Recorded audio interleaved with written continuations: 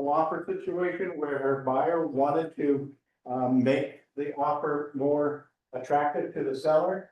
Doesn't affect the sale price, but the seller does have 1% more by doing that. Good way to do it. Good way to do it. There's another way that maybe the seller would pay both sides of the transfer tax. Sure. Sure. Yeah, when you said that too, I think, and why would a seller offer 2%?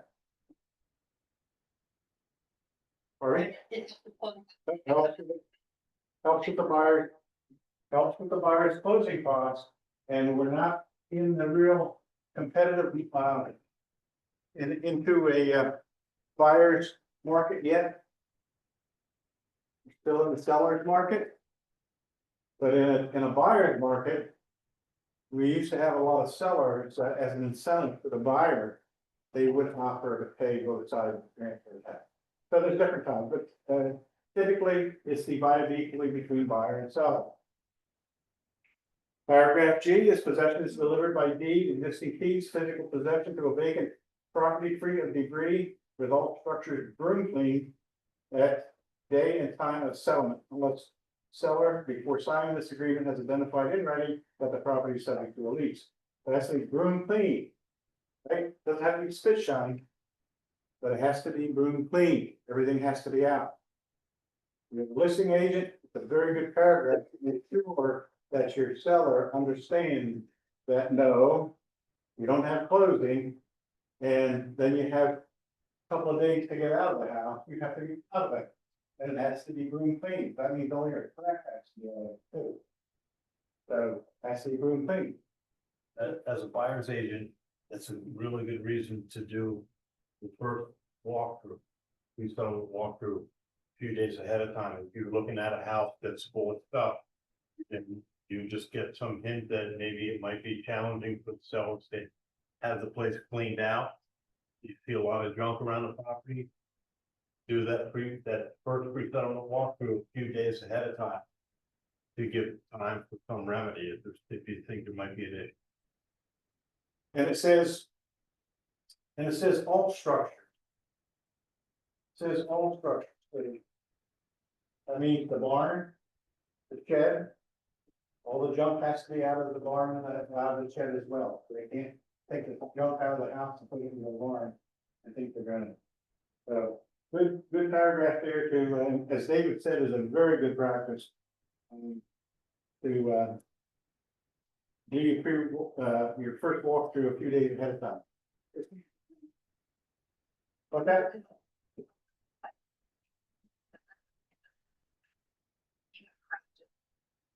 Some fellas do why put it like that. I'm assuming. So what would be your response to that? But it's not getting that. Where to go, so you like it, so the meaning part. Yeah, if you have a situation where that appears, when you're showing the property and there's a bunch of crap on the outside and all that, I would put in the agreement of sale that seller will remove all debris from the exterior of the property, exterior of the home as well. You just stay off the property. So yeah, that could happen. Yeah, that could happen. Do you have a question? Okay. Before coming, tell us you had a glass on, say. Right.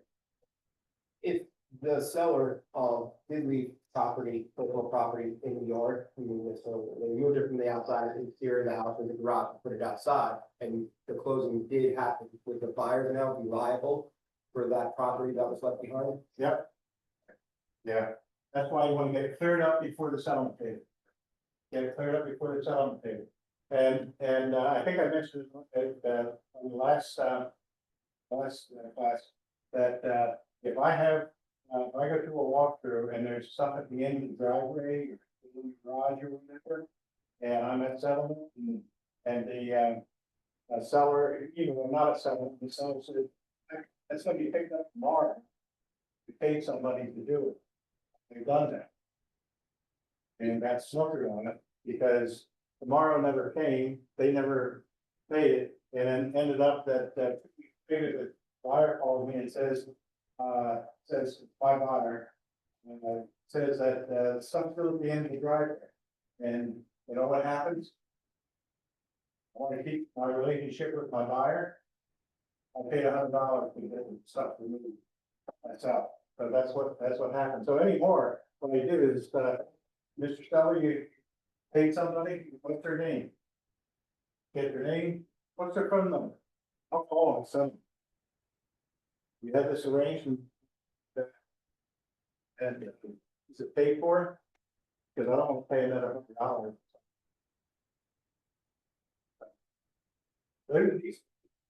I think, maybe Chris and some others have been for a while, I think that's one of the biggest issues that we get at closing, the day of closing, the stuff left behind. And maybe it's out of the house, maybe it's in the garage. But it's, not uncommon, so, again, as David said, that first walkthrough is a good few days ahead of time, go and make sure, how is it going? Great point, Yeah. Yep, because people will play dumb, well, you never told me that, right. Yeah, you can't have that conversation. that's right. If it's tenant occupied property, then, property, if there's tenants in the property, then you would check off tenant occupied property addendum. Is attached to me part of this agreement.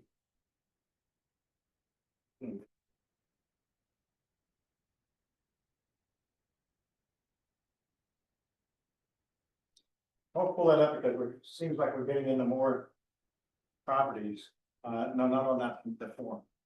Oh, okay, Here, back, that one. Do it. And it's called POP. I want to bring this up because we're seeing more sales of tenants in them.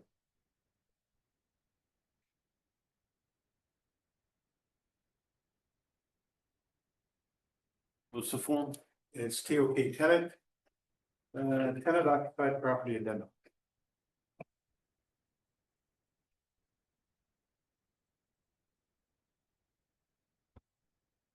This mouse is so fast.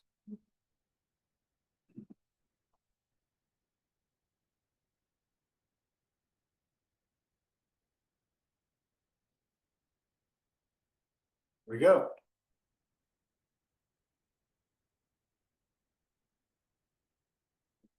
And. There it is.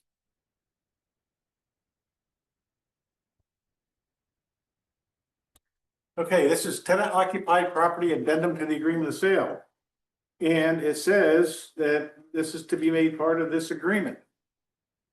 So what that addendum says that within 5 days, within blank days, 5 if not specified, of the execution date of the agreement, seller will furnish the buyer copies of all written lease agreements currently in effect and memoranda of the terms of all oral leases for the property, where the full amount of security deposits paid by tenants will not be transferred in settlement. Seller will furnish to buyer in writing the tenants' names, the amount of security deposits, and the amounts deducted. Paragraph 2 is upon receipt of all the leases, or if seller fails to provide the leases and memoranda within this time stated, whichever is first, buyer will blank days 5 if not specified, accept the property and agree to the terms of the release. In paragraph agreement of sale, terminate the agreement of sale by written notice to seller or enter into a mutually accepted written agreement with the seller. Seller will assign all leases and security deposits together with interest, if any, to buyer at settlement. Other obligations are set forth in written lease agreements where seller represents that there are no unsatisfied commitments, and seller will notify all tenants in writing of the change in the ownership at the time of settlement. You see why this would be important, this addendum is important, if you have leases on the property, or if you have tenants, even if they're oral leases, because an address is oral leases, right? You want to have those copies of those leases, and if you're a listing agent on the property, I highly recommend when you list the property, get copies of the leases. You're gonna need them anyway, but get a copy of them. Make sure that there's no zingers in there. And you wanna make sure that the buyer reviews them and it goes accordingly with the addendum. You can have surprises on leases if you don't have it in and have the buyer the opportunity to sign it. Don't take the owner's word for, oh, this is what the leases say. Get a copy of it, review it. Questions on that? Okay. Does that apply to short-term rentals as well? Well, that's a good question. It says all leases, right? Yep. This has not been changed to say anything about short-term leases, but wouldn't it be great to have some information on the short-term rental, if it in fact is a short-term rental? We've had a couple of situations recently where closings have gotten postponed because there was a short-term rental in the home the day of settlement. So walkthrough could not be done. Walkthrough could not be done. So we needed, and I think we're gonna get to that later in the agreement, right? The short-term rental lease. Yeah. And one of the cases that came up recently was the property went under contract with a closing date. Let's just say, August 15th, for instance. The contract went under contract. And they already had, at that time, had an existing contract for a short-term rental that went, say, to the 17th. So, that was, you could say it's an oversight, but if we receive an offer with a closing date on it, have to make sure that the closing date isn't gonna be a conflict with a lead for a short-term rental lease. I mean, things come up during the transaction all the time. Let's not, create a problem where there doesn't need to be a problem. We could easily, in a situation like that, could easily adjust the settlement date on the contract before it goes under contract. To say that the settlement's gonna be after the short-term rental is satisfied.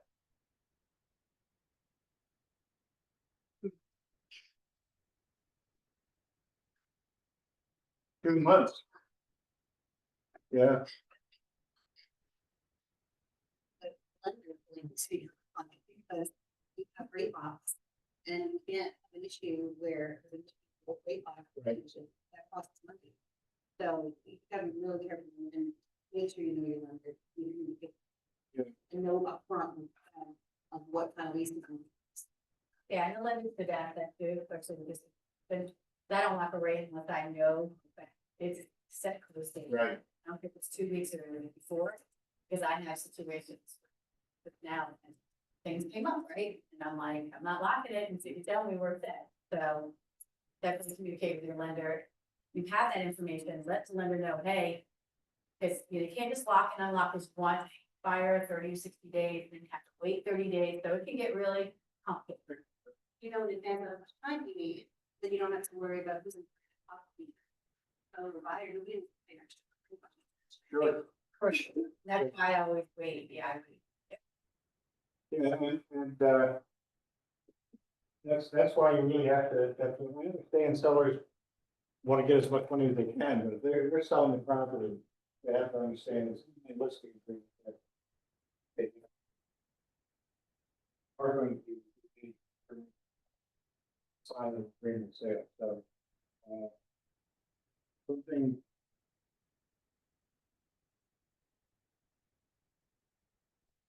It does say they should have a really good sense of the buyer. If they're gonna enter into any new, Yeah, on that seems to get skipped. on line 51, seller will not enter into any new leases or short-term rental agreements or extend existing leases for short-term rental agreements of the property without a written consent of the buyer. Buyer will acknowledge this. Find it or release the short-term at the execution of this agreement, so otherwise stated. Okay. Paragraph 5, dates and times of the essence. Written acceptance of all parties will be on or before. If, and I know a lot of times we get into multiple offer situations, and to put in a real quick acceptance date like today, tomorrow. And you have to be cautious on that. Because if you put in acceptance date by Manhattan, the same day as the offer is written. Tomorrow, the agreement is dead. Without an agreement, so you want to be cautious there. I think that if you have a multiple offer situation, a lot of times you're gonna know if highest and best is due by certain date, but the day after that highest and best date. If I'm doing one where there's not multiple offers on it, I'll put a couple of days or 3 days in there away from from the date that I'm having this agreement signed. Give a couple of days for the seller and the agent. You don't know is the agent available to talk to the seller, or is the seller around that they can negotiate it. So because once you go past that date, the agreement is dead. Now, there are times when you're gonna get past the date, right? Could be negotiating. You could be negotiating the terms, and you're gonna go past the written date. What do you wanna do if you go past that date?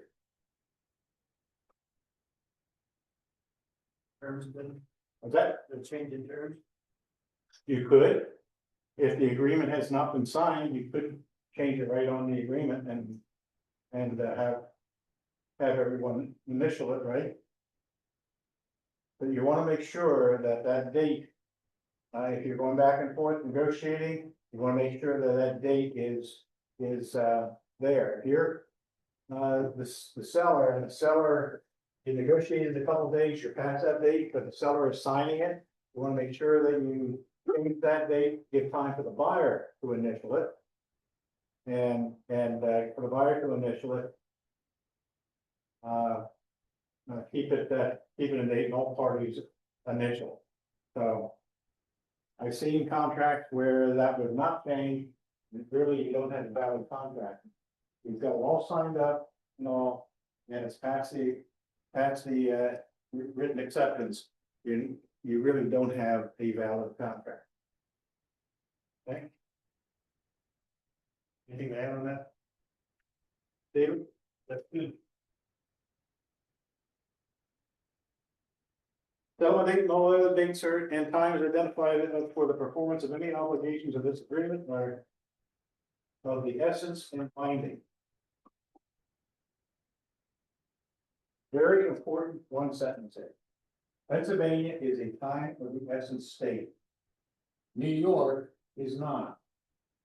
So if you're working with a New York buyer or a New York agent, time is of the essence does not apply, and they don't care. What time, how many days go by, or whatever. I know when I'm having to work with a buyer that their house is under contract in New York.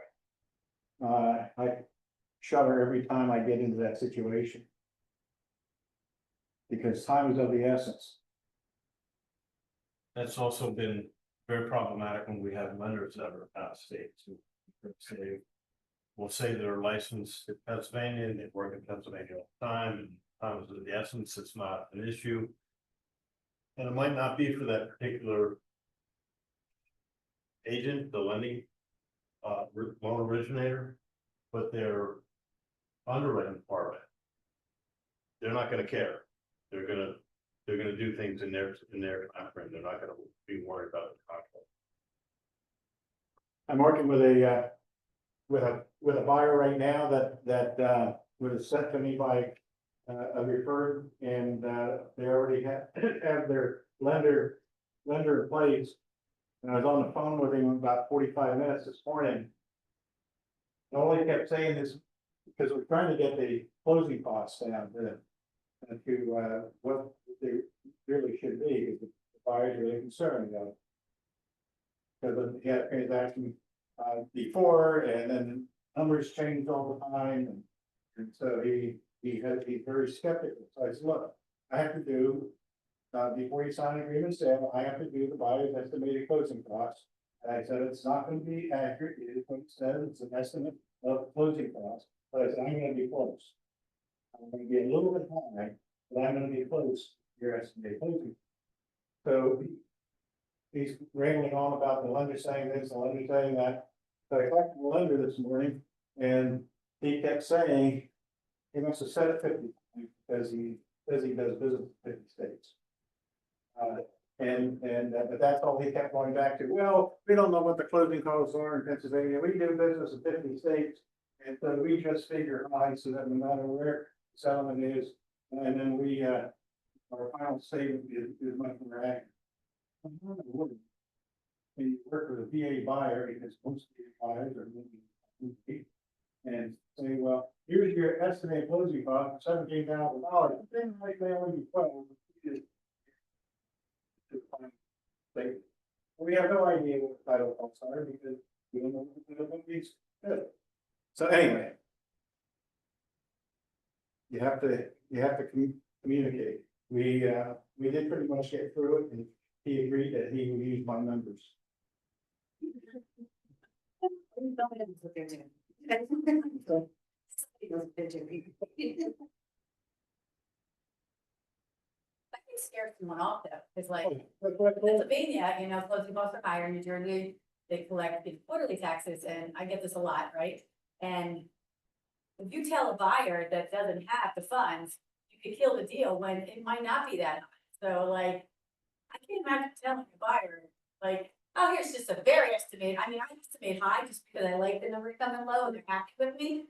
But to say he does that for all, crazy, because that could kill the deal. Buyers will be With- scared, with this- saying, oh, you know.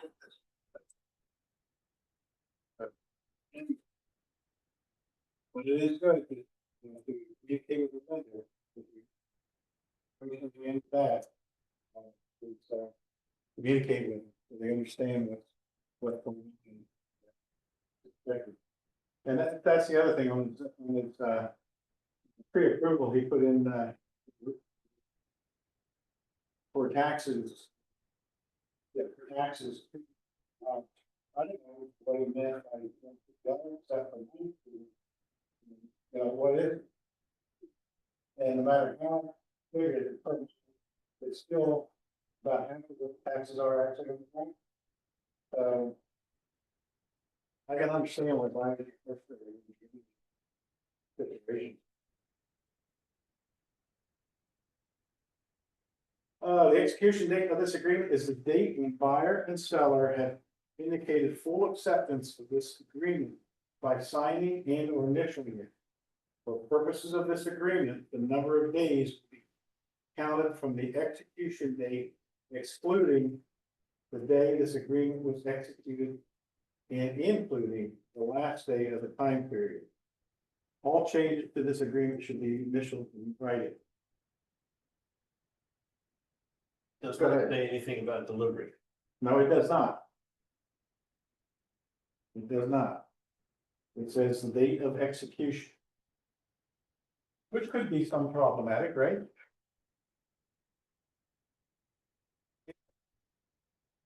If the seller signs it and the agent has the agreement and it goes on and the agent goes on vacation for a week and then gets it and delivers it after he comes back, the execution date is when?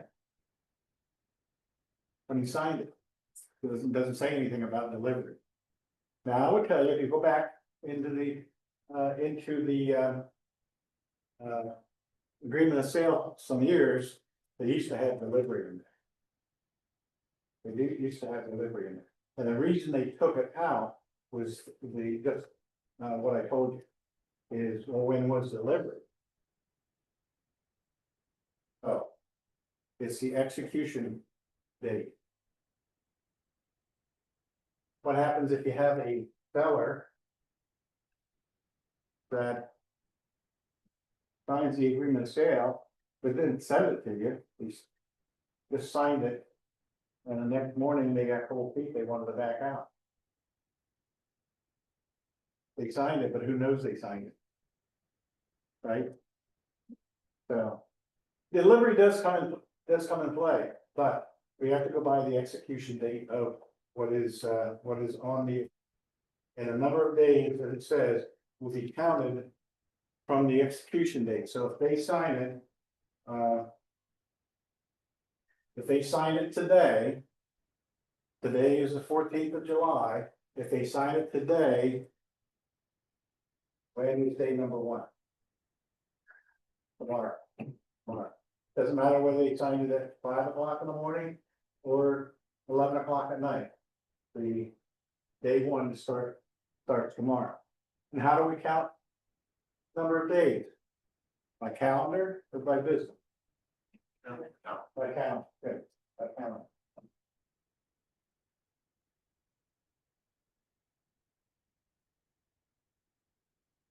Pennsylvania real estate documents involve calendar days today. We used to have business days, but then that was very controversial, because what is a business day? Situations where the banks started opening on Saturday mornings. Dating myself a little bit, but they didn't used to be open on Saturday mornings. In fact, I go back to when the bank closed at 2 or 3 o'clock in the afternoon. Every day. So that's when they had to do all their manual input. But anyway, so it got into, well, the bank's open on Saturday, so now Saturday becomes a business day. So we just got away from all.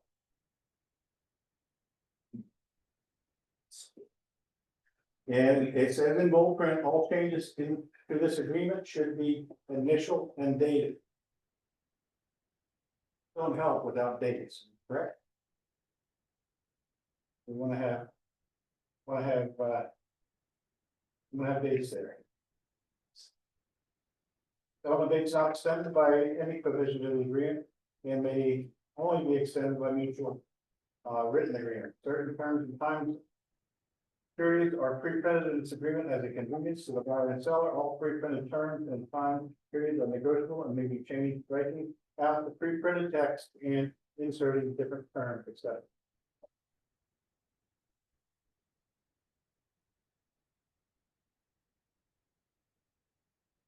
Paragraph 6 there, and I'll give you the.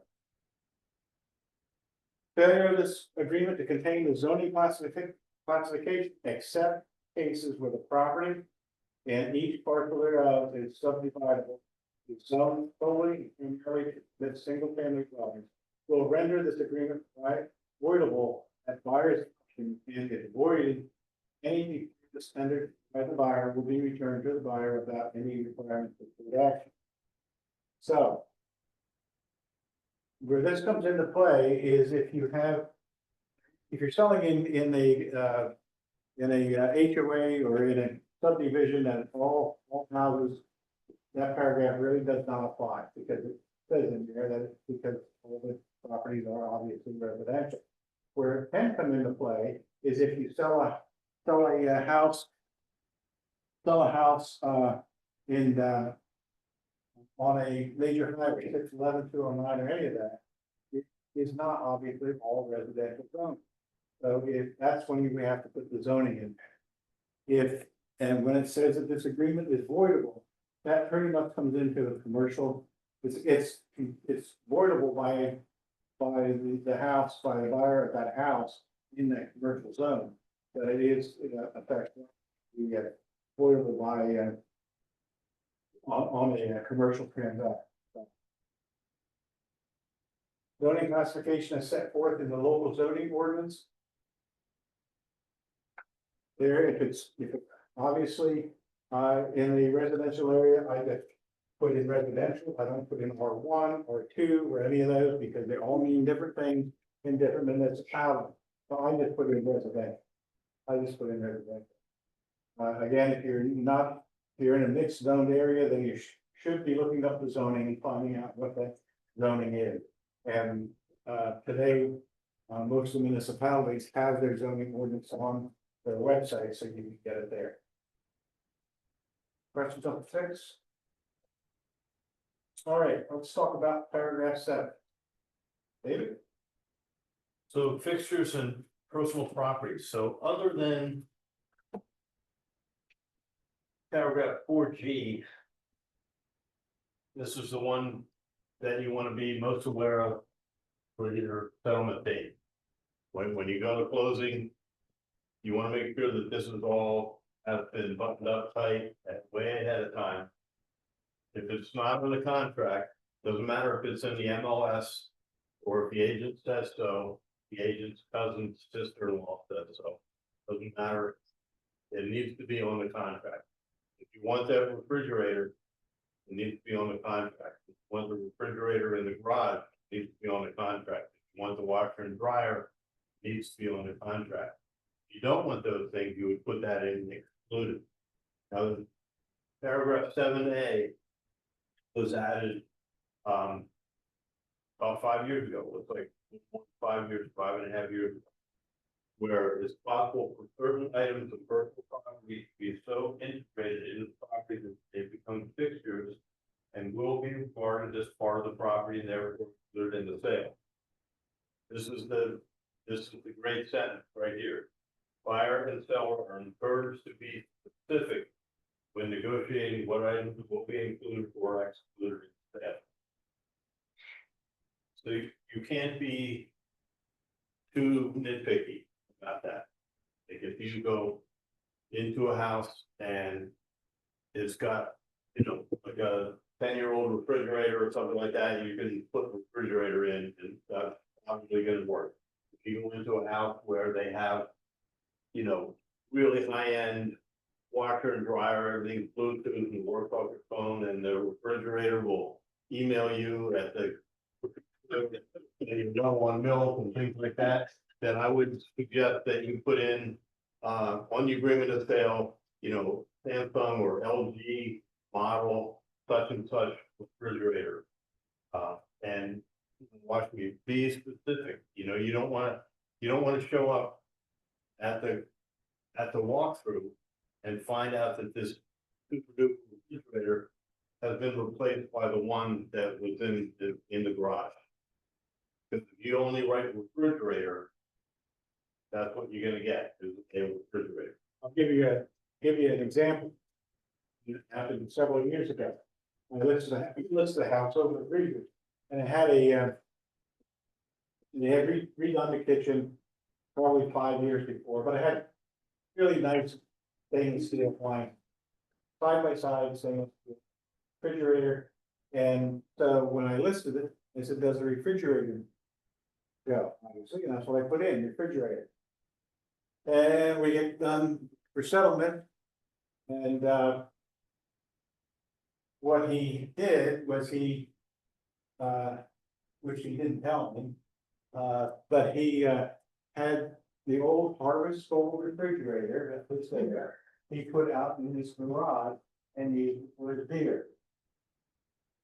When he went through the walkthrough, guess what refrigerator was in the kitchen? A Harvest Gold refrigerator in the kitchen. Beautiful. It was beautiful. I don't think the buyer really balked at it because at that point it was really flat. You couldn't buy another one.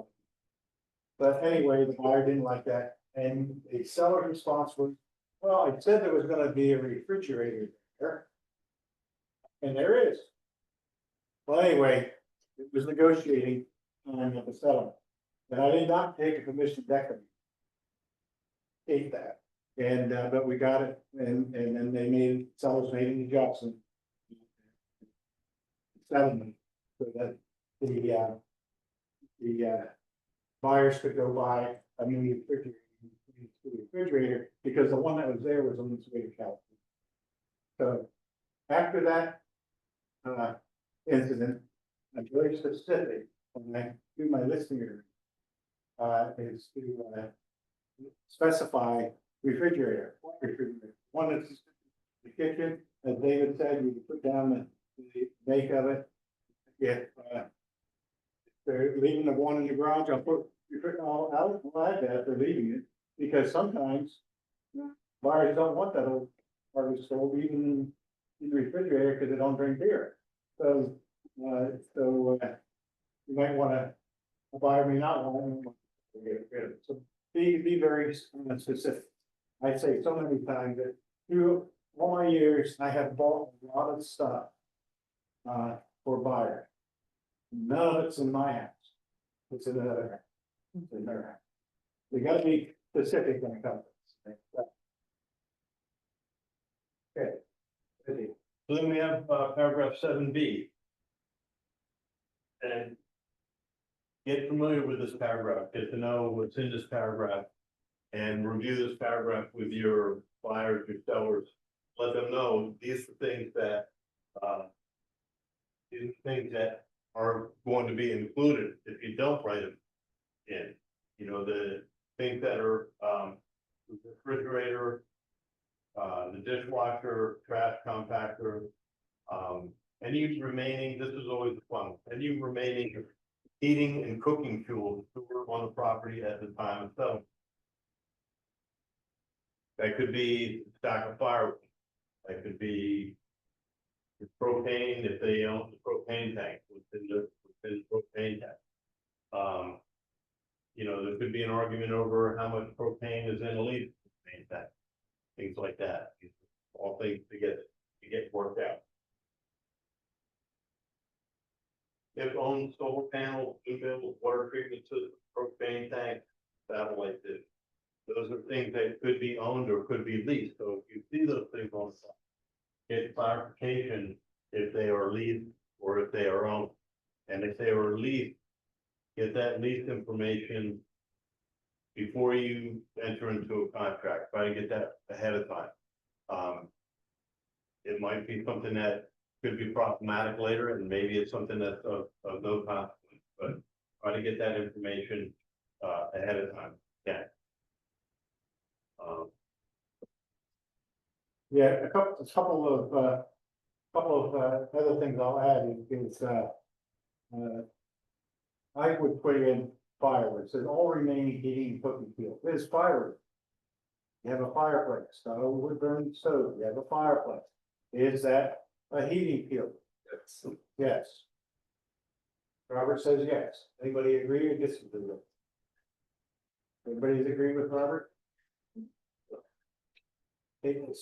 Yes. So for one page.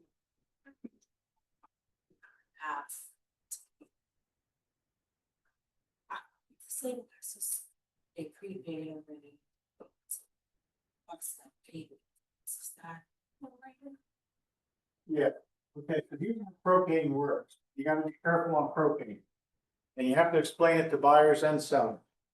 Is the homeowner signed a contract with propane company. So you can't just automatically at settlement say, well, we're transferring the contract to the new buyer. The propane companies require that you go in and sign, you, the buyer, go in and sign a contract with them. And they're gonna charge you for a full tank of propane at that time. They're gonna go out and they're gonna fill that tank. And whatever was remaining in that tank, they're gonna send a check back to, the seller for that amount. So in reality, even though the agreement of sale says that it remains, in reality, it doesn't come propane. So you have to kind of explain that. Now, all the propane companies, you know, I typically, if it's somebody I haven't done business with before, there are a couple that do it a little bit different. But I would say that if you're listening and you've got propane there, that you should call that propane company and see what their policy is. because sometimes a buyer will get their nose out of joint a little bit because they have to go and sign or pay for a full tank of propane, is that what you had to do? Right. And then what was left there, the seller got, right? So that's what you have to be careful on propane. And there's one company that I talked to. Maybe even real recently, but not that long ago either. That I asked about what their policy was, and they said it'll be prorated just like it is on the agreement of sale. Just like it is in your contract, it'll be prorated, Yeah. so. I disagreed with them and said it's not the way it is anymore, but I understand that's your company policy, most of my people. Right. You know. So you know what they're.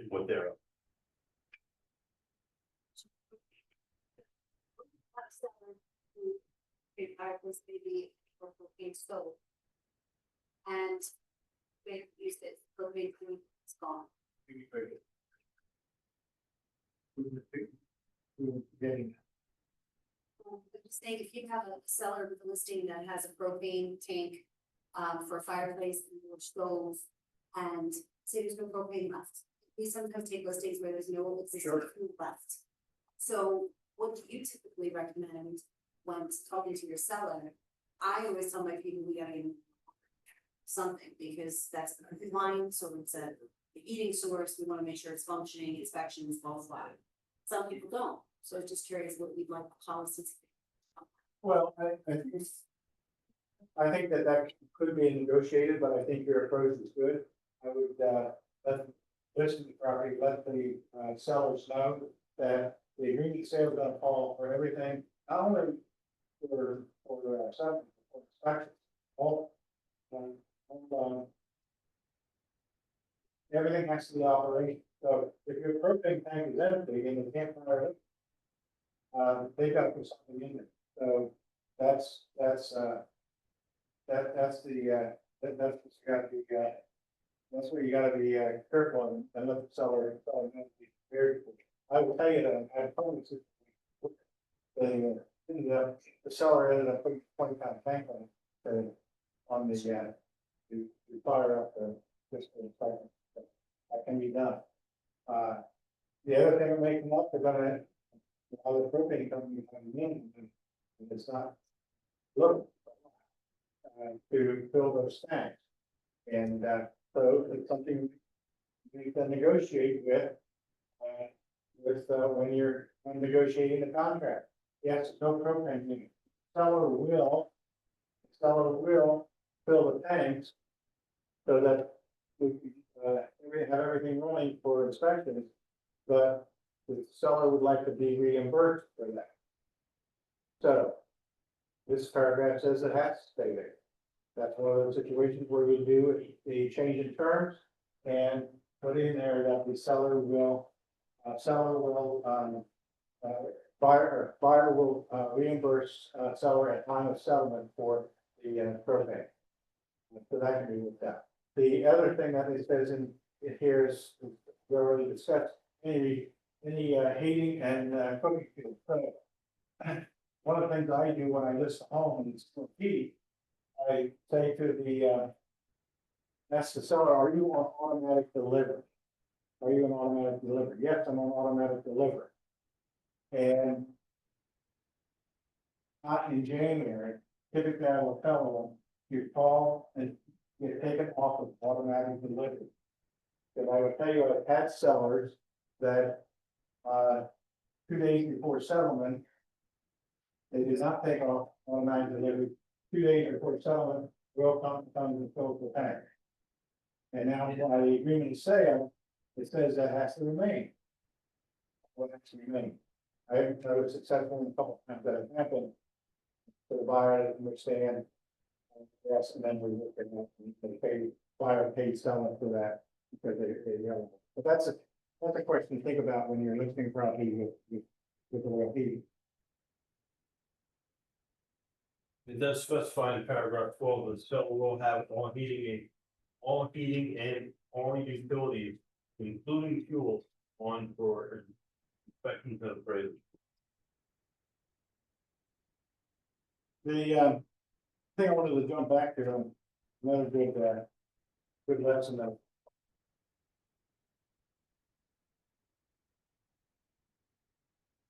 Paragraph eight, it is possible for certain items of personal property to be so integrated into the property that they become fixtures. And will be regarded as part of the property and therefore included in the sale. So. Had. A big house over at the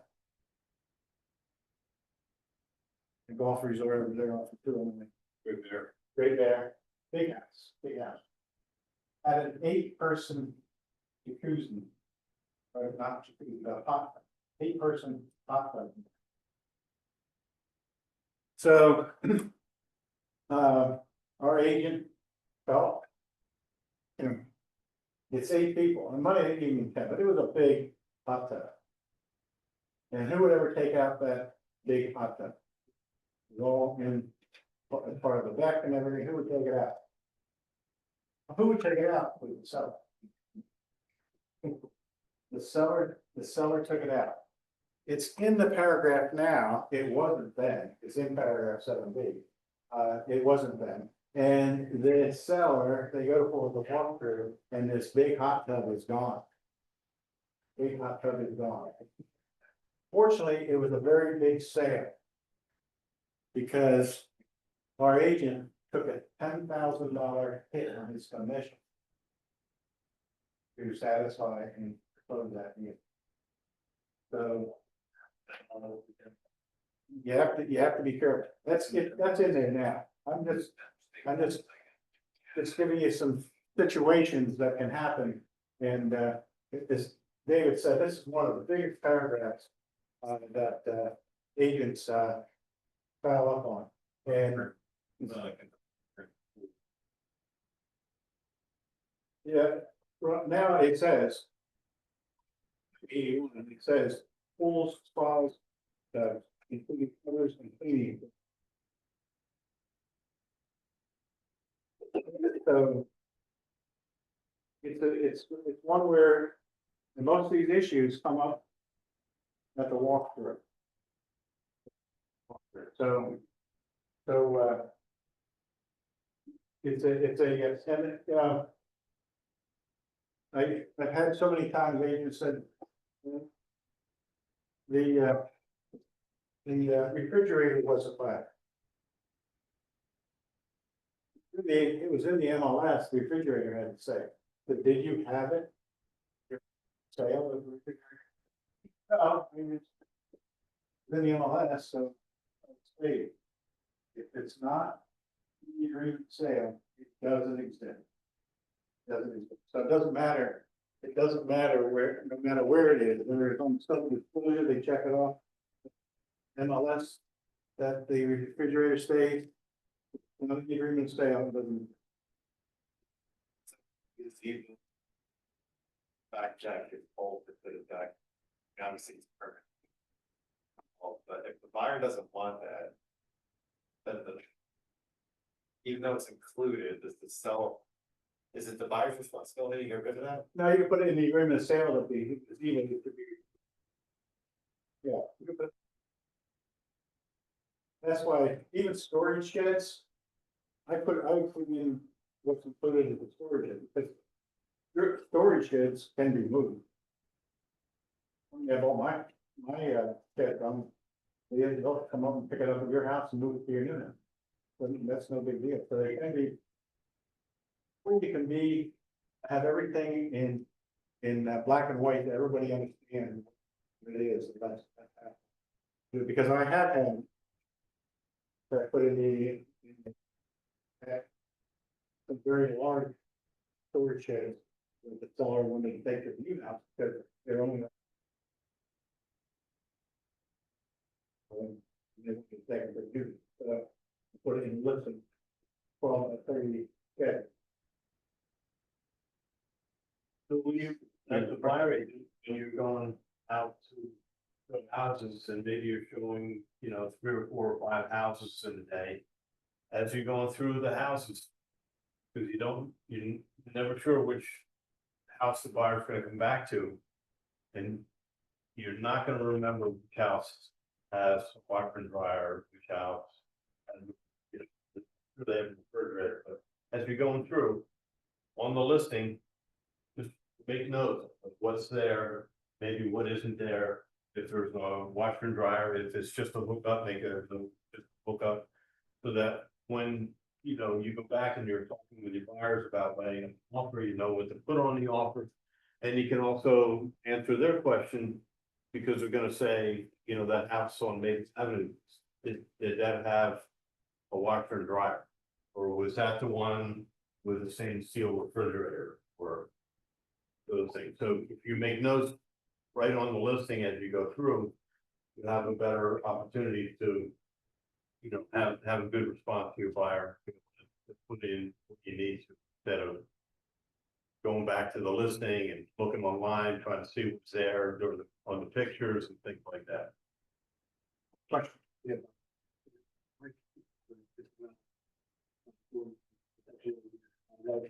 Last closing with my former brokerage, there was a chicken coop inside the house. The buyer's wife always wanted chickens.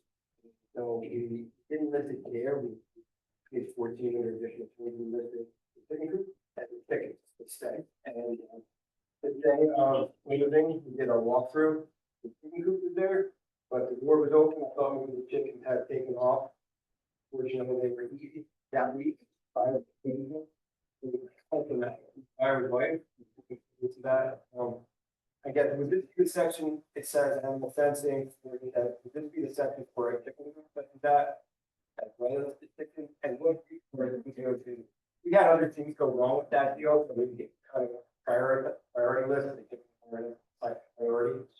In all remaining here. Yeah. Yeah, no, I definitely put the chicken coop in there, and as I would try to stay away from chickens, because maybe they ate them, maybe the seller ate them. But, you know, the fox could have gotten them too. And I would have, if I was a seller, I would have said fox, I wouldn't, yeah. I wouldn't have said that we had them for lunch, but, they're actually, the chickens are in freeze. Yeah, so, yeah, I would try to stay away from that type of thing with the chickens, you know, maybe what David said, any remaining chickens on the property at the time to settle on food.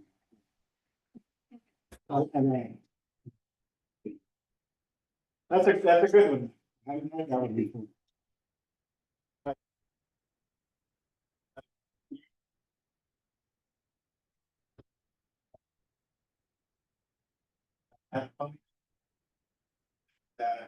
Getting ready for something, buyer and seller.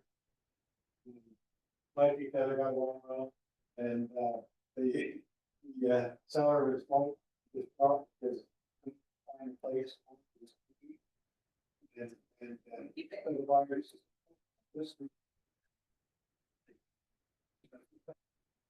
I haven't had any chickens. Nobody ate. One other thing I saw last week and I hadn't seen for a while was somebody included, wrote in, make and model of a car that was in the garage. So I don't, want to stay away from selling cars. Right. Yeah, I agree 100%. That's a spy deal. That's between buyer and seller. I had one recently, that there was an old Cadillac in the garage, and I said, you have to get that out of the garage, first of all. The car was so big in the size of the garage, you couldn't even walk around. The car was, what do you want? I said, no. But I didn't get her. Rob, did you have a question? Just wanted to hear you talk a little bit about how you like to implement, we have this big section here in 7D where all the frequented things, I'm sure, et cetera. Agent will go ahead and list the additional and things that already free. And in my opinion, that's like an extra. We don't need to glad you brought that up, because I see that quite a bit, and it's the pre-printed part of that paragraph, so duplicated, you don't have to repeat the dishwasher done, the dishwasher's in there. I can tell you how I had one attorney interpret that. Pre-printed, I'm sorry, the, is added to it, override screen. Probably should be any of it.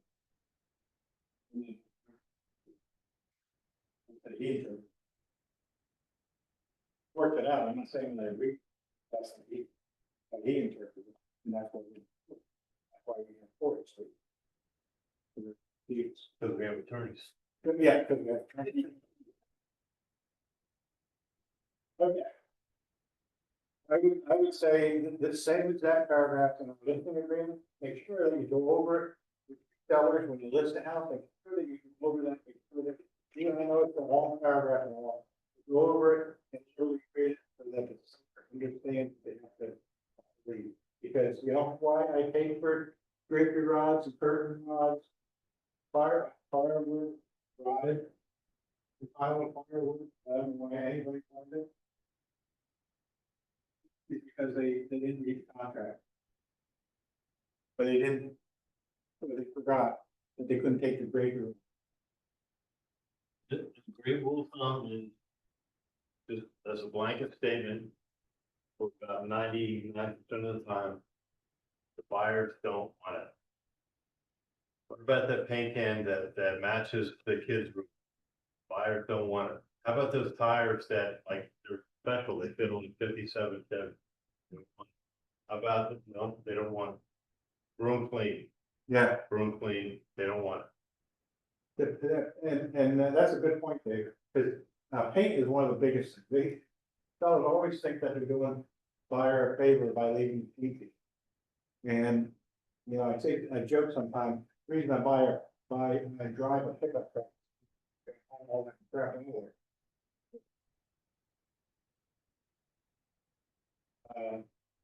The people won't, some even ask, how are we gonna come in and because for a buyer to take a house, they have 15 gallon cans of pork full of paint. That's not easy to get rid of today.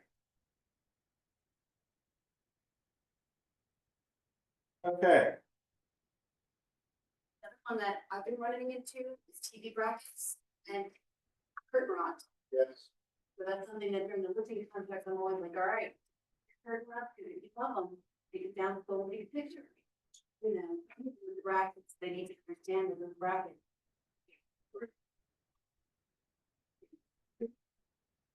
Yes, all on TV today, those brackets, I can say. One of the other things that Kristen just reminded me of, in here, that all chandeliers remain with the property. Part of the property, for sale, and chandeliers is one thing that I find that sellers have.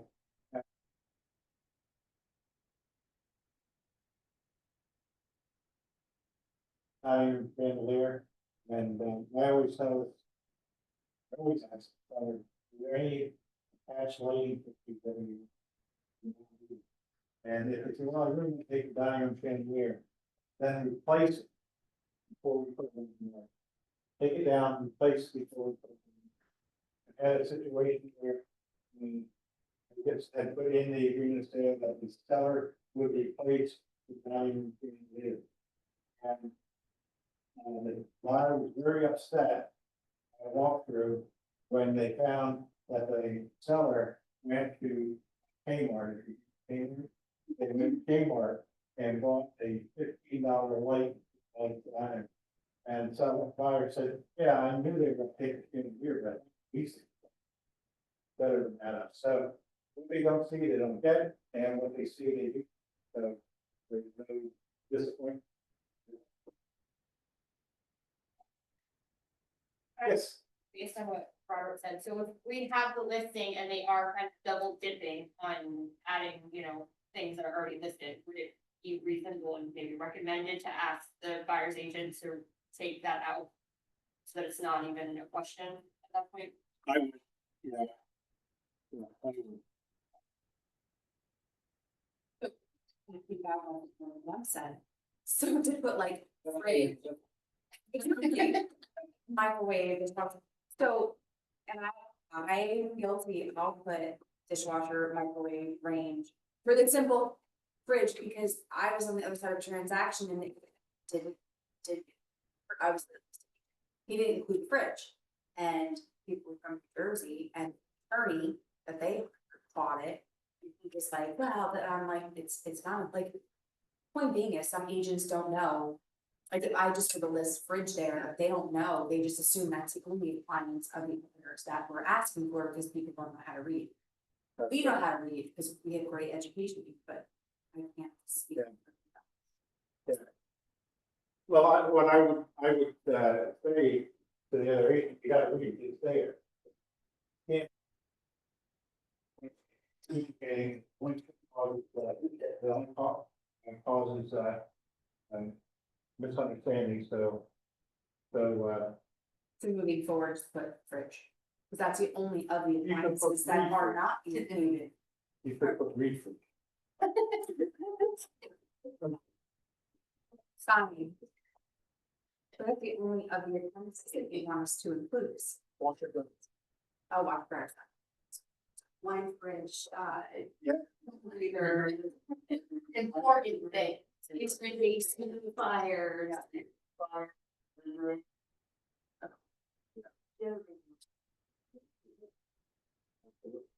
I mean, instead of writing what's already there down here, highlight it, like in DocuSign, there's an option to highlight things. Would that make the contract look messy? No, what are you gonna do?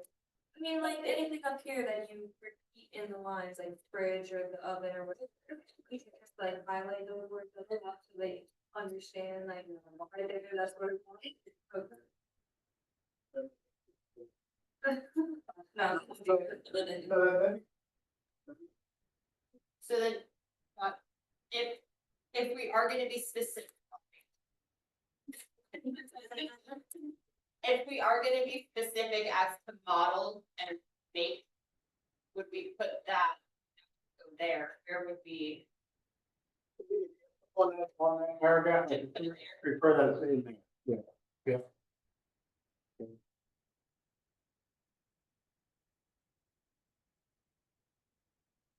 Any questions? All right, moving right along.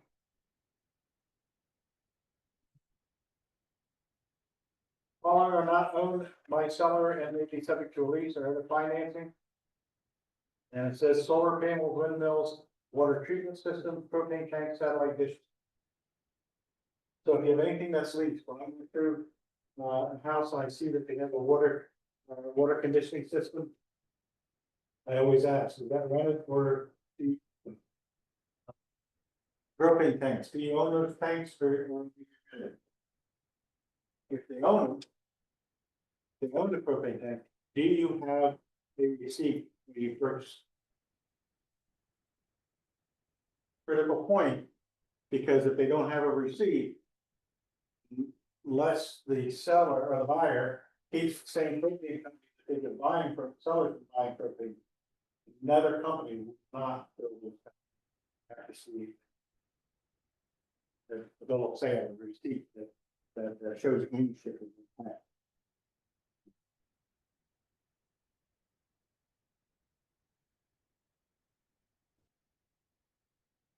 We're into solar panels. I highly recommend that you get a copy of the agreement, solar panels. There's a lot of different agreements on there, and they can be problematic. Get a copy of the agreement. Who's responsible for the balances? Is are they? It's a contract with the full. Signing. You get a copy just like your lease. Get that. Anything on that? Can I add on the lending side of that? Sure. Super important, guys, the solar panel, you find that agreement, because if they're transferring that, that is gonna be part of their debt to income. I've had I've had get killed by a $300 solar panel, which they did not know was gonna be theirs. So huge thing for you to tell your buyers or find out, is there, are you gonna be transferring, is it paid off? And get proof of it, because you have to transfer it, number one. Number two, they can range from $50 to $500. New Jersey. So can't express enough that you need to let the lender know that if there is, because it's like an HOA. It could affect your debit.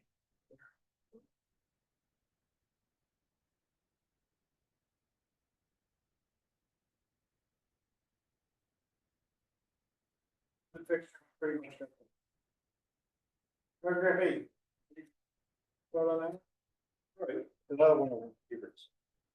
It's another one of our favorites. Yeah, we never see any.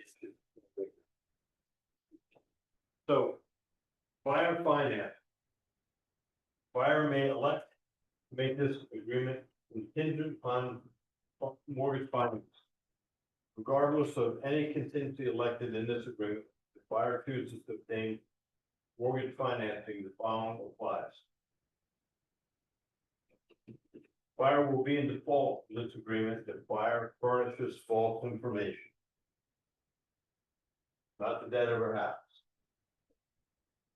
Buyer would be in default, so, you know. These are all good things to, when you're having a consultation with your buyer, just remind them. Like, no, you don't have to say no, but just read the contract, let them know in the contract that they have to provide accurate information.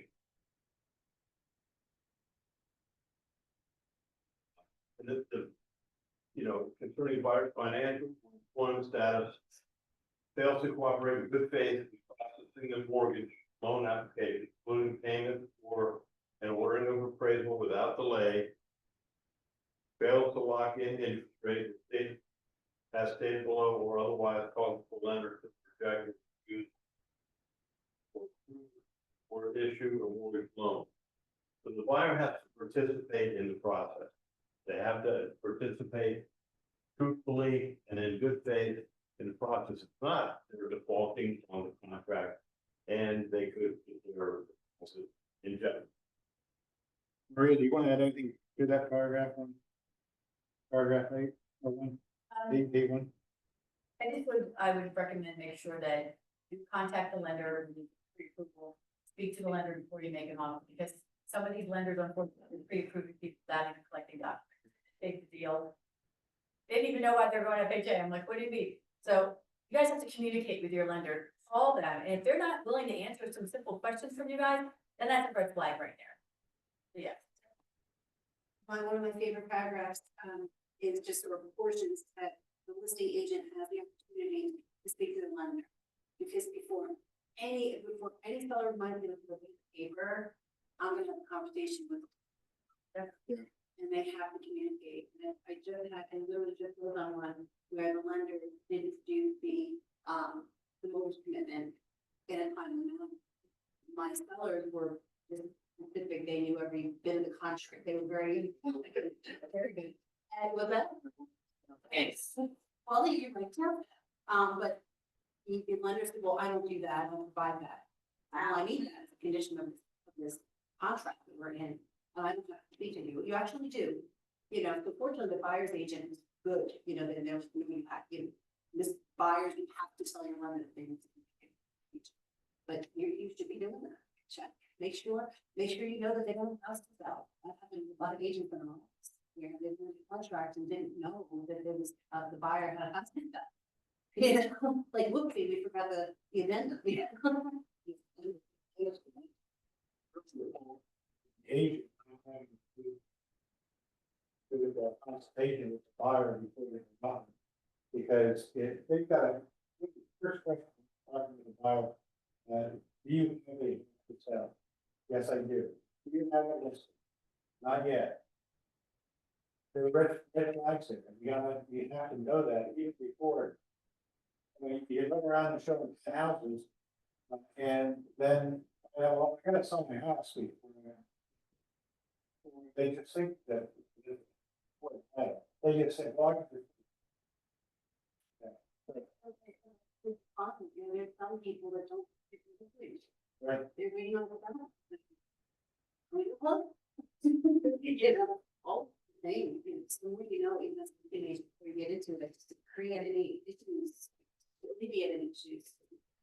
I still saw a lender of a buyer too, like. the Oh, yeah. first thing They said, you ever own a property, you don't want, you need those proceeds to buy this out. Half my buyers can afford both, you know what I mean, they have a very low mortgage payment, but they need the proceeds. Right. So they might qualify carrying both mortgages, but they still need the proceeds, so we've got a plan. It is absolutely 100% the buyer lender, you know, of course the agent too, but the lender should be asking all these questions and letting the buyer agent know, they're good to go. But I tell you, that thing, I expect that the responsibility for you as part of your business and your job is to find out. When somebody around. You can't afford to buy it, or they got a house, we have a house to tell you. And we have this, we have. What's the 24 months. Well, we can put a paragraph about within, 7 days, it's not specified. If your buyer can't go for their loan application within that 7 days, there should be a different paragraph. They're going on vacation for 14 days, well, I don't know. Well, I'm gonna be calling you to make sure that application. The topic of having a conversation with the lender. I have no problem out to the station, I've never gotten any pushback. The very first time, I had a lender who did not want to buy without having permission of the buyer. And I'm like, okay, maybe the next thing you can see it's privacy stuff that from the start. I didn't ask anything that was insured. Have you verified this? Have you verified what? You know, just basic question. And didn't want to answer those questions. Is it common that you have to have some kind of written consent from your part? These. I would say no, it really depends on the relationship, like, sometimes I know both agents. Of course, I'm not giving financial information, like, confidential information, but if a listing agent calls me and says, hey, I got this deal, I'm like, oh, yeah. Did you pre-approve them, did you get, yeah, absolutely, they're going right to underwriting, I have no problem assuring them, because we're a team here. There's no game, so if a lender's not gonna be out there, then, again, red flag, right? Because we all have to do this together. So yes, I have no problem doing that. Of course, I don't give them, too much information, but I give them enough to know that we are solid. I've done my due diligence and it will be fine. Right, exactly. I'm not giving social security number. But yes, that's very, some lenders are super like, they're just scared because there's so much fraud going on that maybe they didn't know if you were, but I usually just. Sure, of course. We want to know from the lender, how quick you can order an appraisal? I don't want to hear that you're ordering it, inspections 15 days in that's not what we're doing. I want to know, are you gonna be able to close this in 30 days? Is that reasonable with this loan plan? If some lenders can promise you everything you want, and you're not. If I have a quick closing, I'm trying to get everybody on an email, all agents, everybody, say, listen, here's the deal, you got a 2-week closing, I'm gonna do this, but I need to order appraisal right away, I need to do what you do, because I can't close it without those. As long as everybody's letting me do what I need to do, and not wait until inspections, because if I have less than 30 days, man, I'm not waiting, I'm getting it done, so it really is, But I mean, I was bringing back to the contract, and all that calling it in. You don't have to answer obvious questions due to privacy, but as an agent who's gonna take a house off the market, absolutely, I have the right to read this. So lender will have that. If you question.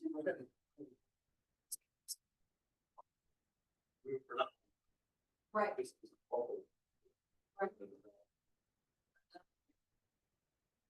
Yeah, I would have answered the question. yes, it's no. Situation. Yes, it is. Say the lender is. So They look. that shit is always for a reason. Yeah, one of the other things, we're not gonna go over today, we're not gonna get into it, but there is a form called BFI, Buyers Financial Information. There is nothing wrong with you as a buyer's agent, having the buyer complete that buyer's financial information. It gives their finance, it gives, who they work for, that's it, they fill it out and sign it that it's truthful. And I will tell you, if you're in a office below the Lehigh Valley, that is standard procedure with every offer that's presented. If you're running an offer before the buyer and you're presenting it to another agent, that's required. We have a standing, even if you have a pre-approval. That's the, we don't practice out of a period, but it could be something where we use it. There's a.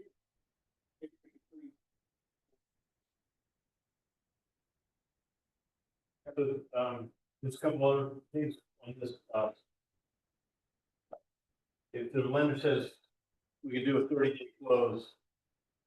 And say you're writing an offer on a Thursday and it's a real active house, and they say they're not gonna review offers until next Tuesday, don't put 30 days from today's date. Put, 30 days from like next Wednesday, when you think that it would be executed. So that you have that amendment, because if it's not gonna be executed for 5 days, now you have a 25-day. And the other thing was, that waiting for settlement, just reminded me, you may talk to a buyer when you say, about financing, they want to start looking for a house. Let's talk about finances and things. And there's sometimes when you talk to somebody, they're waiting for a settlement of a lawsuit. And that's supposed to be a gold mine for them that's gonna by the end of the month, getting this big cash settlement. That's far from the guarantee. I don't know, you get that, sorry, Yeah. great to be on the. Right. It's the lawsuit. That's a long way. I had a buyer reach out to property and then in for a conversation, they lawsuit and stuff like that. And so, I'm following up and trying to get stuff like that. They wanted to wait until the lawsuit properties, but they know that they have the money. But it's like 82 degrees, and we back up. And I forgot the guy had passed away. What is that? Finally, about that. Yes.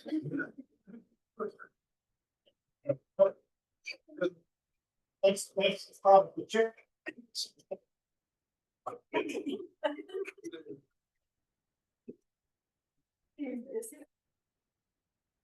By the children, they do children. Yeah. Are there any heirs? Yeah. Now for the bad news.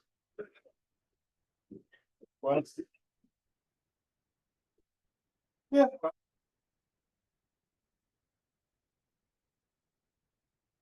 So where are we at, A2? It is. Yeah. Okay. Within 7 days? I think. You did? Okay, the buyer, one thing on this, the buyer will make a completed mortgage application. So if one lender says, sorry, we can't help this guy, it doesn't mean they have to go to another lender. It means they have, this whole thing means they have to participate to the best of their ability to try to make this all happen. It says that they will make one completed mortgage application. If they choose to make another one with another lender, you do that, but they're not required by the contract to go to the lender if the person falls.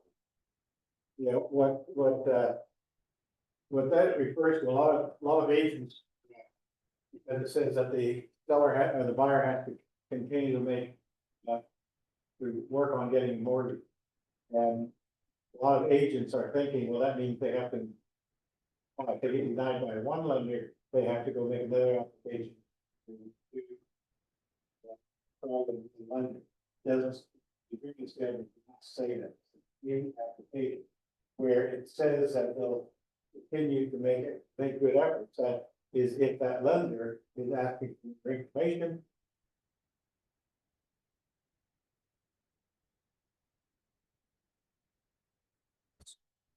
Yes, I know. It's, so I think it was. Spend. Yeah. credit checks. Yes. What, are you allowed to go off the.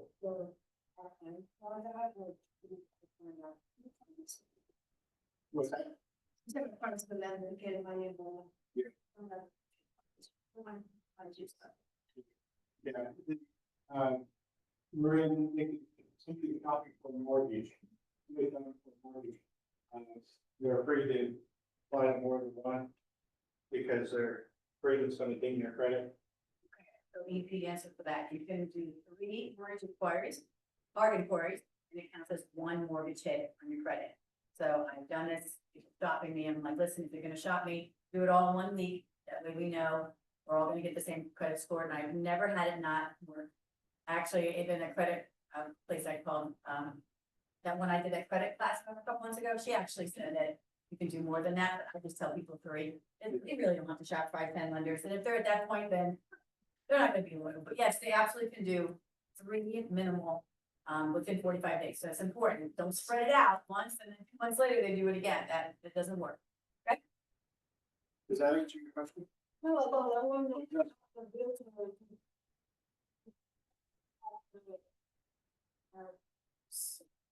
And the buyers are gonna- No, I don't agree with you that. Yeah, that's, I wouldn't agree to the answer because. Yeah.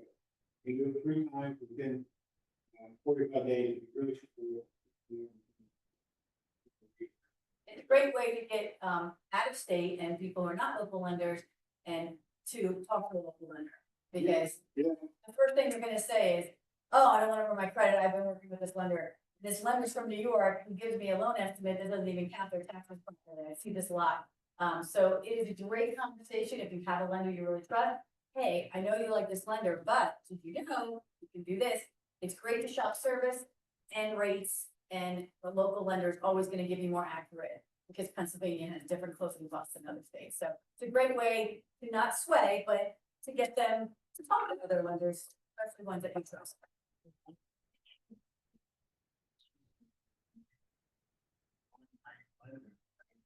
Out of state lenders. Mortgages in 50 states. They have no form, but they've done that many times, and knowing that you can, that they say back to full or again, you can get mortgage, when you really get apply. Just so you're fine. Yeah, you do it. And I have had cases where the buyer wanted to go to Chase Bank. To work, with the banking fix. And I said, if you want to come back, don't go to Chase. Oh, yeah, I'm going to Chase. Well, let me tell you. I was on the Saturday afternoon, when you told me, you're right, I'm over here. He just gave me a order. So I have no harm in saying if you want something, you go through. Yeah, even with an online or an out of state lender, they have no clue who they are. There's nothing wrong with saying, I don't know that lender, but I'm gonna tell you, if you want a smooth transaction, you need to go to somebody local, because they know how things are done here, they know how things are done in Pennsylvania. And you're not backing taxing anybody, we just. General, through the transaction. Go with somebody else. No, not only that, when you're in a competitive market. You put a known local lender. On your offer. That's gonna. That should encourage the listing agent to have a conversation with the seller. That these offers look good, but I've never heard of this lender. This offer is the same or about the same. And we know that this lender is somebody we can count on. Yeah, I had one notice in summer that he actually took a lower price offer. There's a couple things. One of the reasons he did, is because the one offer was out of three, the local lender, he had to pay bank, the other two were out of state lenders. That they just feel comfortable that they're going to local lenders. And it's good if you're in a situation, you're talking to your buyers, you're gonna put in local offers. That could be a real critical point. Somebody agents. All right.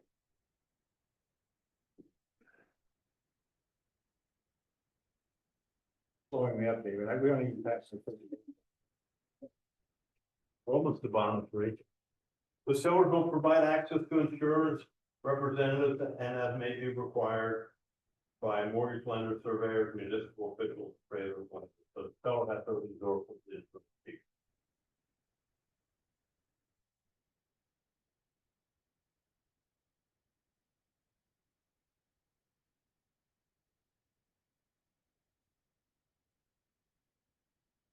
Lender gives the buyer right to lock in interest rates at or below the maximum level desired. Buyer will do so at least 15 days before settlement date. So I believe that maximum levels desired refers to that spread in the Yeah, in the paragraph below. one we're gonna get to. The one that we'll talk to, we'll have to remember this next time.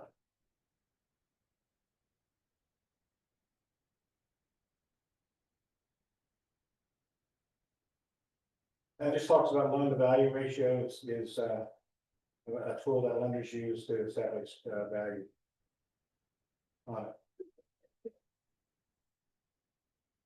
FHA box we're getting to, the paragraph C there, the length. Place there, you always will put in the. Always will put in the purchase price. Not only. It even says that. So. This price, if it's listed at 310,000, 310,000. Go there, so it says that the home has to appraise for 310,000. But the paragraph also says that if it does not, the buyer still can buy them. But they don't have to. So they can come up with Quick question, my fellow broker had me working there, even if it's conventional, is that inaccurate? Because it says FHA, VA. So you agree, if it was a conventional financing, you wouldn't, they wouldn't apply to that? no, leave it blank. I think this paragraph is, this one and the next one, on the page. They are outlined in a box for one reason. This is the exact verbiage. It's not PAR verbiage, it's not anybody's verbiage, it's their verbiage. And we used to have a separate form. If you had FHA or VA, they had a sign that had this verbiage in it. And PAR wanted to do away with that extra form. And they got led to approve that you could do it on separate, you could include it in your standard agreement as long as it was delineated, and it was their exact verbiage. That's why that.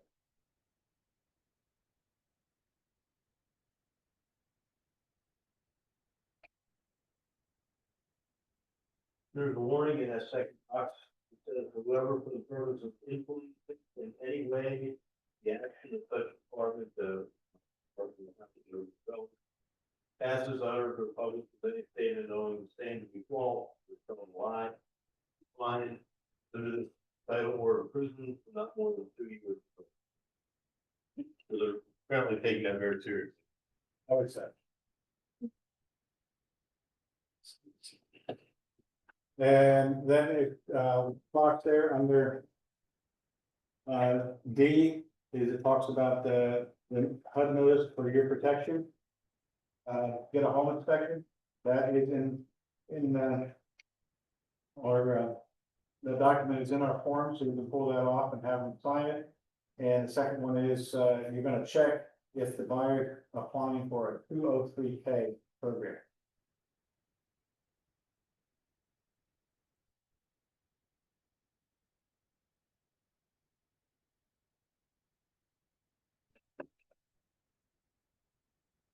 Ready to move on to F?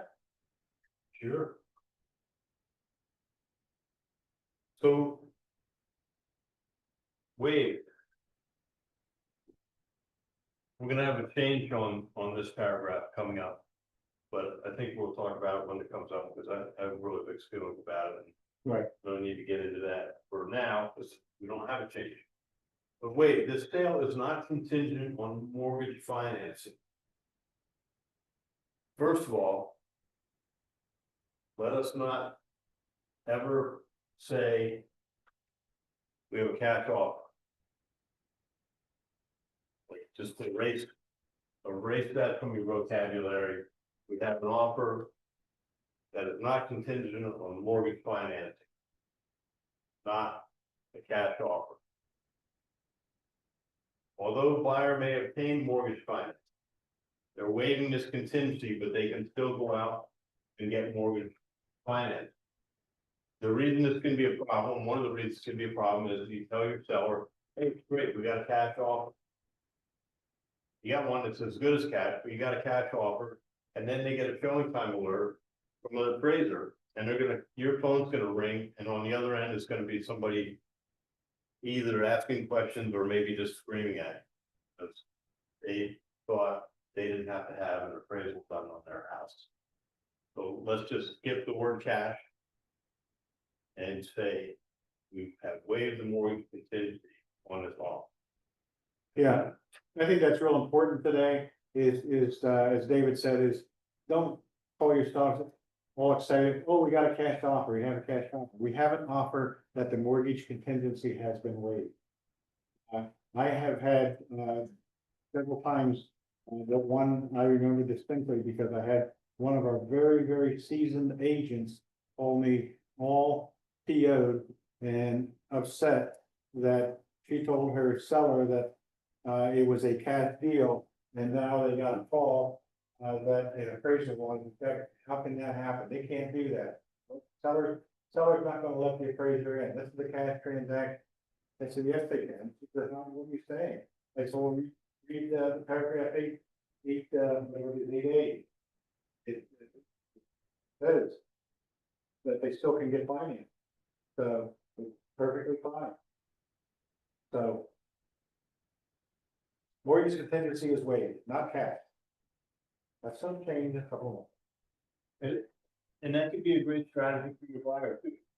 They want to get a mortgage, but they have plenty of money in the bank. So they could make their offer, they could waive the mortgage contingency, make it effectively, most common opinion would make their offer sure that the seller sees that they have waived the mortgage contingency, then they can go out and get a mortgage. They just have to show that they have the money in some relatively liquid form that they could purchase the house, and then they can go get a mortgage, right? So if they have plenty of money, and say the appraisal comes in a little low, I mean, you could do some comps with them, work things out, say, you know, if you have some confidence that the house is relatively priced correctly, then they can do that, and then the house work comes in a little bit low, but they still get the house, they're happy with the house. As long as you're having a complete conversation, that could be strategies that they might want to use in a competitive market. Yeah, I think that, if I was the listing agent and,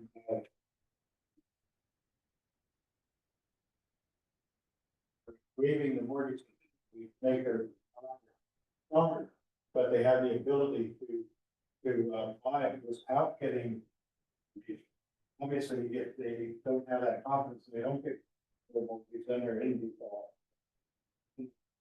Secondly, it might be a good idea to get a proof of funds that they got. Two instead of. Because I deal with this a lot, lender, as David said.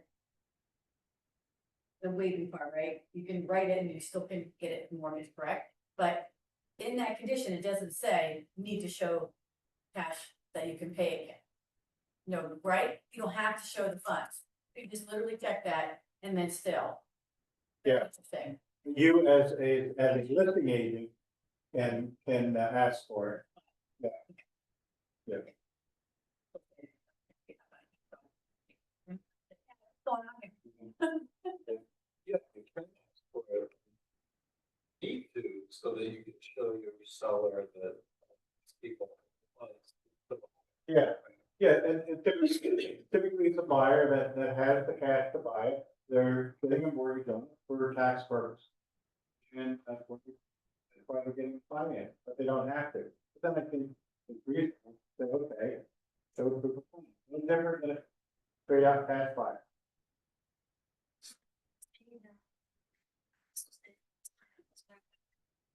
Showing houses, not their, bonds, down the road. Yeah, even in your. You pay cash, okay, it'll be 4,000. So that we put it back to the CSI. I talked to them, have them require rate, because there's an asset. Not for the bank, and how much money they have there. Every time you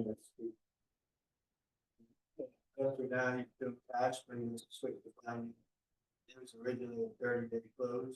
How does that work with all the dates and all the- back then, you have to get the dates and everything? well, you're gonna have to go back and get a change of terms, and then they changing aging to. Elected, yeah, you, they, get a, agree. Yeah, what happens, and I don't recommend buyers, because what happens now, not really. Saying cash, and instead of 30 days, well, now I'm working. You know, if you stop the cash to buy it, he has cash to buy it, he can buy it for cash, then refinance it. No, not necessarily, but you could definitely refinance it. Yeah. Just to make their offer stronger and then they come back.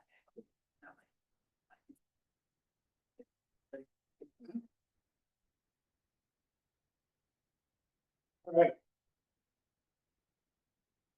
When we selected sales contingent upon the buyer obtaining mortgage financing, according to the terms outlined below. Upon receiving documentation demonstrating the mortgage funds approval, whether conditional or outright of the buyer's mortgage application according to the following terms. Buyer will promptly deliver a copy of the documentation, or in any case, no later than blank, right in the commitment date.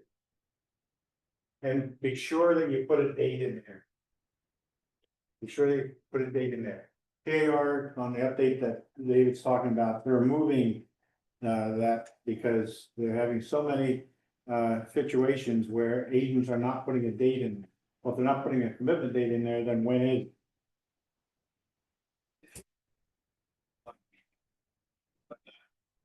I was told by someone else in our office, like, you should put like 2 weeks, but.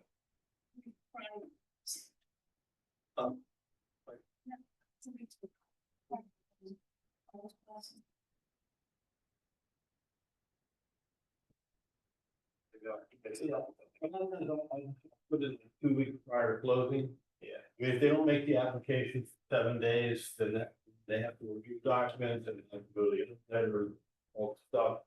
You know, they're gonna come back and. You know, allow them to come back. And sometimes the appraisal doesn't happen until later in the.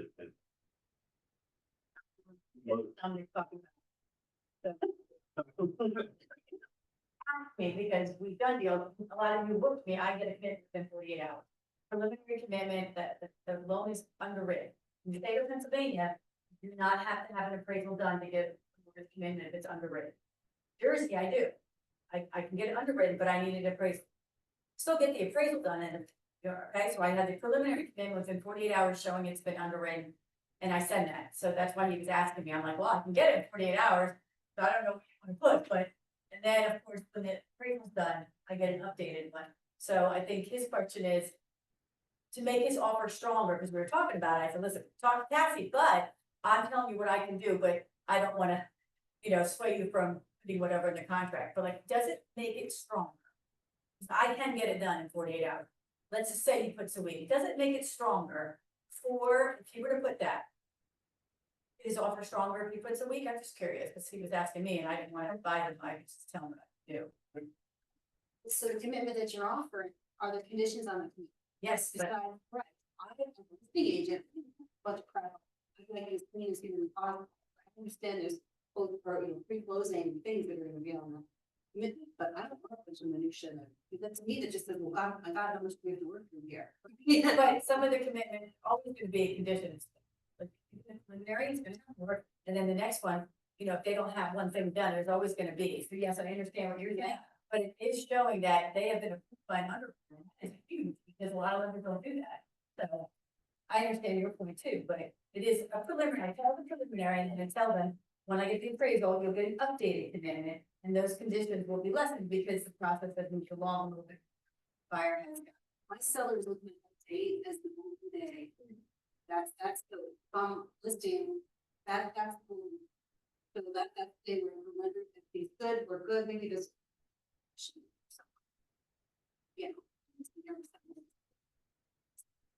I agree with Chris. I get the call commitment and his 35 conditions. And, but in any event, appraisal has been put on, that's one of the biggest things that crazy.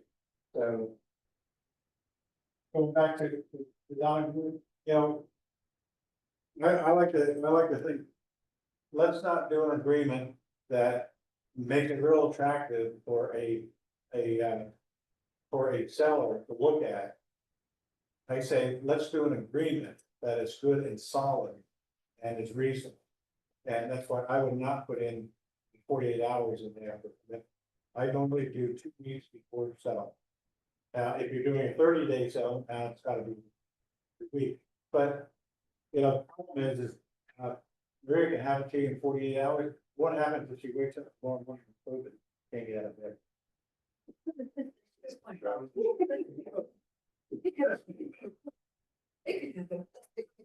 But when I do sell with agents, I do say that I can get a preliminary commitment in 48 hours. And once the appraisal is done, I can get it updated. I still think it helps with the offer on my end. I'm trying to get, you know, help someone get it more accepted. So I changed my wording from commitment to preliminary commitment and then to update it because.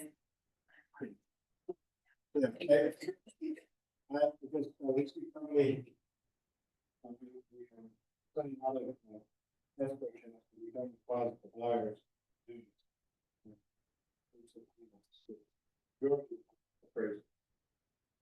Like even reading the commitment, because some of the things on there are like, oh, okay, I did Word document or tax document that's missing. I like reading them because it kind of gives me an idea of what's happening, you know? Yeah. How quick can this condition be? So of course I'm like, oh, look, hey, I see this on your face for the commitment, but what's this and what are we looking at? Very good point. just get the written from. Read it, Yeah. read it, find out what's in there, because could be something that could be very difficult to take care of. Robert, I've always interpreted to say that if you get a commitment condition. Has to be faithful to your commitment. So, things like topics, yes, it's like. There's a condition in there that we have to create. Done in the fall, condition. And then you. So free, you might be real with it, but. You agree with all that? yeah, but if you get it 2 weeks before, and there's things that have to be, and most of the time, really, it's about 7 days, we have to give you the information. So, Some don't understand how. yeah, On the computer, like if I have someone who's like, you know, divorced something, I'm like, listen, I need that now, you cannot wait another week. Because I gotta get that condition, so our process is, all the conditions have to be fulfilled, we have a 7-day policy. So boom, boom, boom, and if they're not getting it, we're on top of them, you have to get this to us. Take the class. Yeah. Maybe you're. Kristen, if they let you know. Stay tuned, we like it. okay. All good.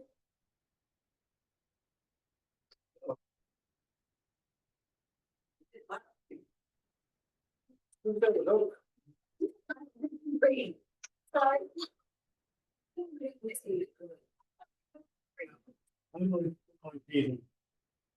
Any questions before we wrap up? If you think it's on, we'll be on Booker hour tomorrow, 11 o'clock. Thank you all for coming. Thank you. Very much.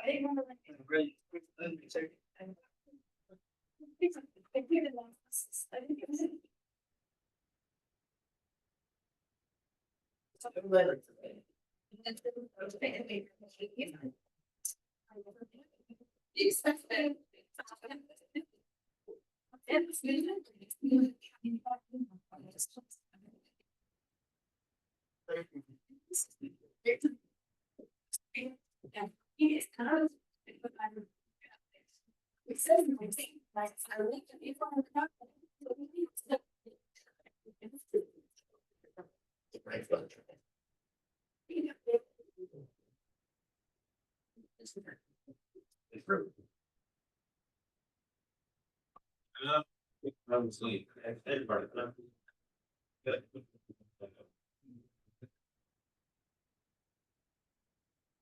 Yes.